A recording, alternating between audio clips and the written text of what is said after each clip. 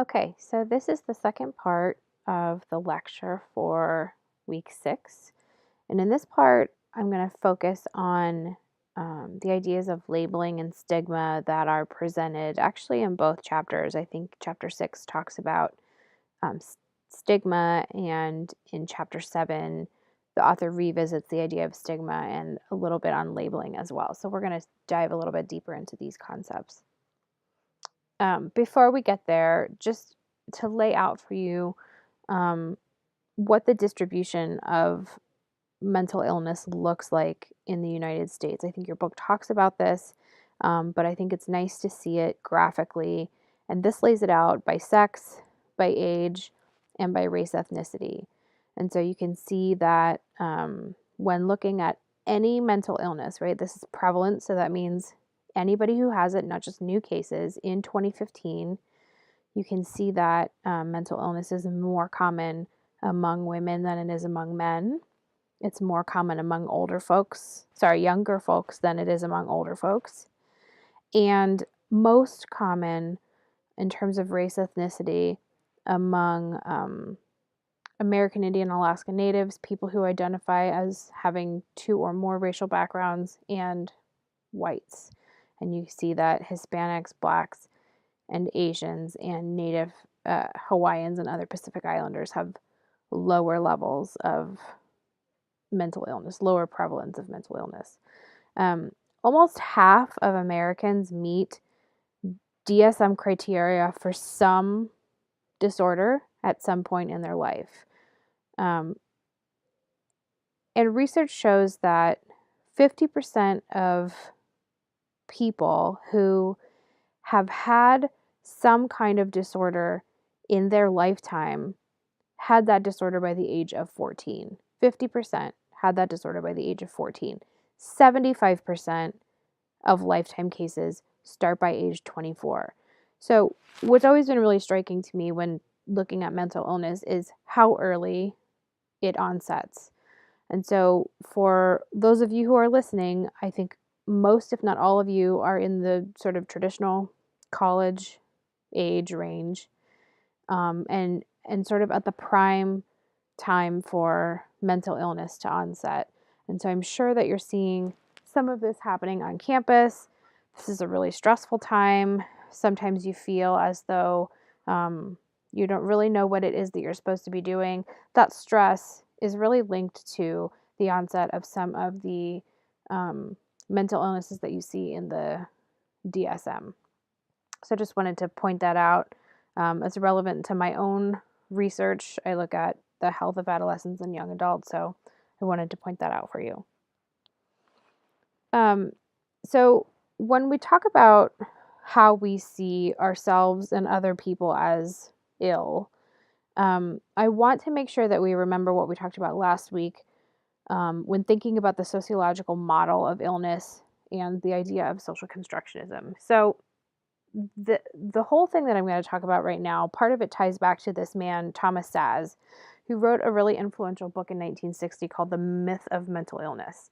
And basically in that book, he argued that mental illness lacks an underlying and falsifiable set of diagnostic biomarkers. Basically that mental illness as an idea, as a diagnosis, was pseudoscientific because there were no identifiable biological markers that could predict whether or not somebody was going to have a mental illness. And that what mental illness was really about was problems in living, right? And this ties into the sociological model where, your textbook author talks about how sociologists look at people's responses and the construction of the social and physical environment as giving rise to disability, illness, mental illness. And so Szasz was not far off back in 1960. And so the main point for sociologists when looking at mental illness in particular is that how we label people matters. So I'm going to discuss 2 theories that build on this idea of labeling people and that labels matter. And the first is called labeling theory. It's by a man named Thomas Scheff, and he wrote this in 1966. And the idea here is that there are 2 kinds of deviance, right? You think of deviance as breaking the rules or breaking society's norms, right? And we can think about lots of different ways that someone can be deviant. So let's just take this general idea first, and then I'll translate it into how it applies to mental health in a second. So Chef argues that the first time you break a rule and somebody sees that you've broken that rule, you are engaging in primary deviance. Primary, that's the first time that you are being deviant, the first time that you've broken the rules. Once somebody sees that, they're going to label you as being deviant.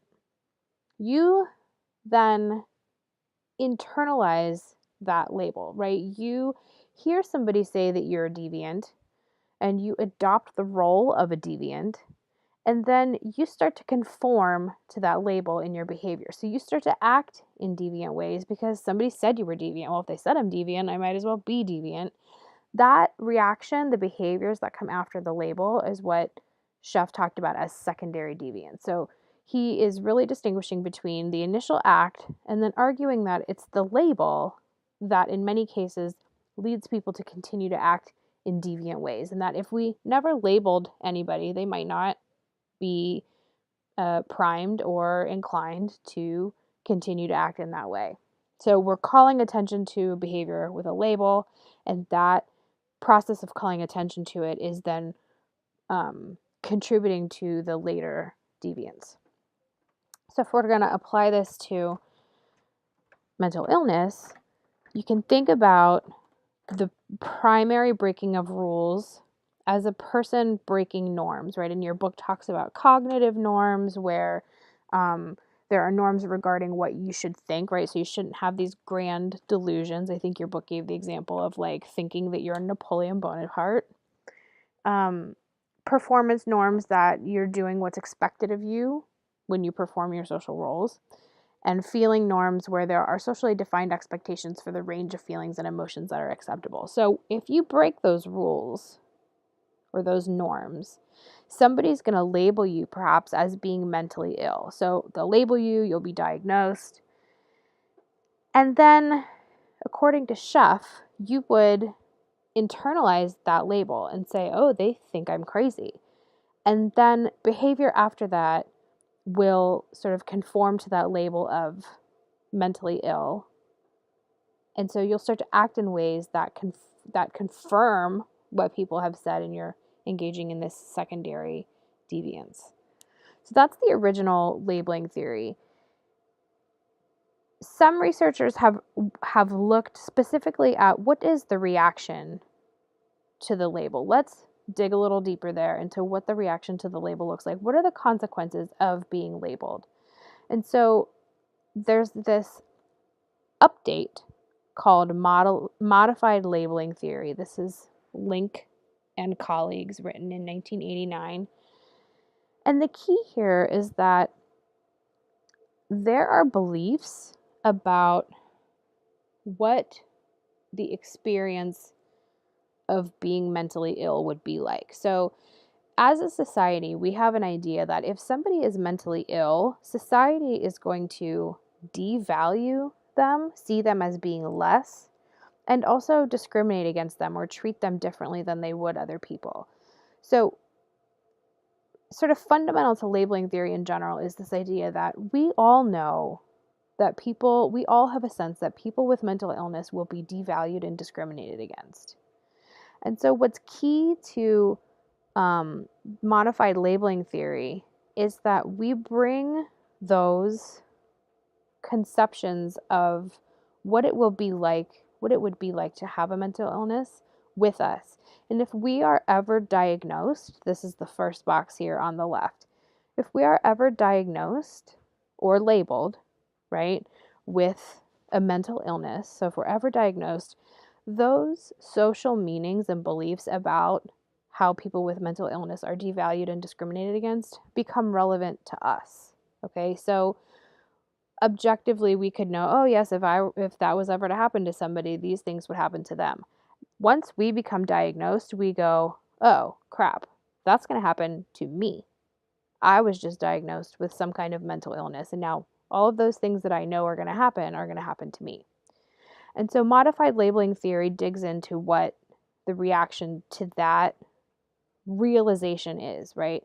And so they argue that people who are diagnosed or formally labeled with a mental illness will have potentially one of three reactions or responses.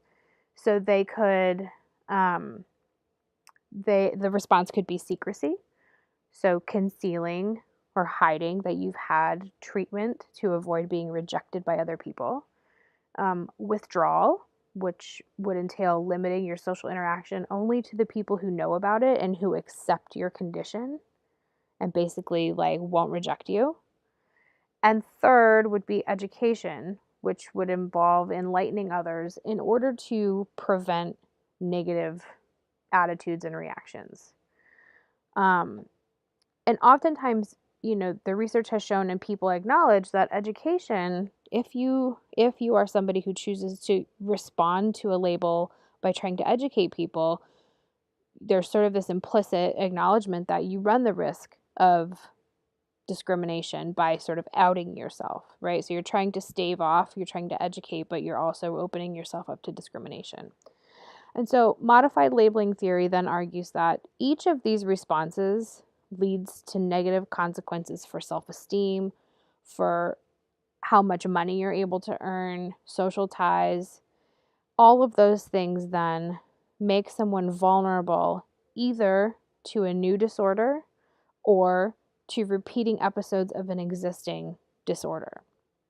And so you really see this modified labeling theory actually play out in the article that you read about a person hiding their bipolar disorder at work.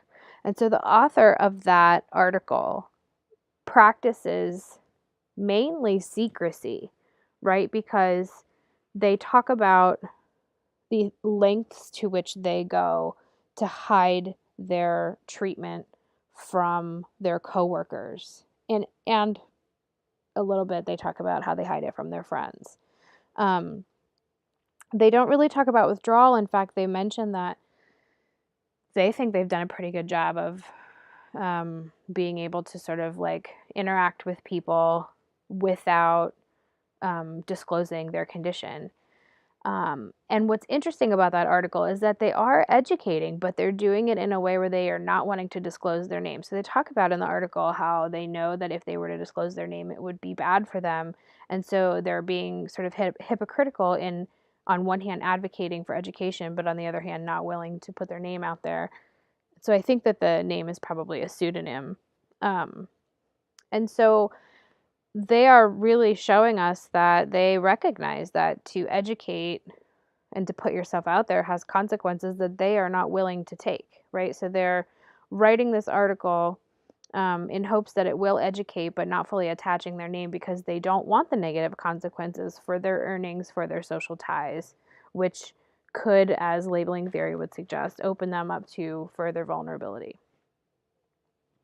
And so there are actually some people with mental illness who actively resist stereotyping, but we don't really know a whole lot about them. They're an understudied population. And so closely related to this process of labeling is this concept of stigma. So this started with sociologist Irving Goffman. He wrote a book about stigma in 1963, a very famous book, where he says that stigma is an attribute that is deeply discrediting and one that reduces someone from a whole person, a whole and usual person, to a tainted and discounted one. So Goffman talks about stigma based on physical deformities, based on characteristics that would be seen as blemishes to someone's character, right? So that we could infer that somebody has tarnished character from having a mental illness or being addicted to drugs or being unemployed, or he goes on to talk about homosexuality, etc. And then also stigma could be attached to what he calls tribal identities, right? So race, sex, religion, nationality. Link and Phelan have done a lot of work around stigma and labeling theory, and so they provide an updated definition where stigma exists when a person is labeled and thus is linked to negative stereotypes is categorized as being them as opposed to being us, right? So that category creates a boundary between us and them, and that the person, as a result of the label, experiences status loss, discrimination, and unequal outcomes. And so we like to think that stigma doesn't really exist towards mental illness anymore. And we do see in some ways that the public has become more accepting of mental illness. So, for example, people are more willing to report publicly that they have had a nervous breakdown, right? So they're more likely to report on surveys, for example, that they have had some sort of breakdown. And they're also more likely to approach other people and utilize informal support to cope with mental illness than they have been in the past. So this suggests a sort of loosening of stigma, or destigmatization of mental illness in the fact that people are willing to be more open and to talk more with others about what they're experiencing. And yet at the same time, we see such negative media coverage of mental illness.